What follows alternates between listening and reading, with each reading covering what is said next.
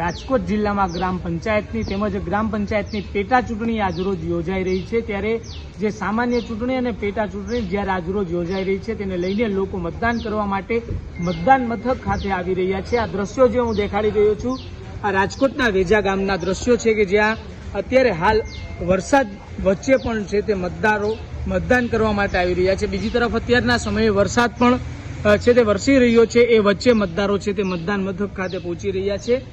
ત્યારે જે રીતના વાત કરીએ કે રાજકોટ જિલ્લામાં જે આજરોજ ગ્રામ પંચાયતની પેટા ચૂંટણી તેમજ સામાન્ય ચૂંટણી જે યોજાઈ રહી છે તે 48 ગ્રામ પંચાયતની સામાન્ય ચૂંટણી જ્યારે 22 ગ્રામ પંચાયતની પેટા ચૂંટણી છે તે આજરોજ યોજાઈ રહી છે। કુલ 144 મતદાન મથક પર આ ચૂંટણી છે તે યોજાઈ રહી છે। 60 જેટલા મતદાન મથકોને સંવેદનશીલ જાહેર કરવામાં આવ્યા છે। આ ચૂંટણીમાં કુલ 2.18 લાખ મતદારો છે તે નોંધાયા છે। જ્યારે વાત કરીએ કે વેજા ગામની અંદર એક જ કુટુંબના બે ભાઈઓ સામસામે છે જે ચૂંટણી લડી રહ્યા છે।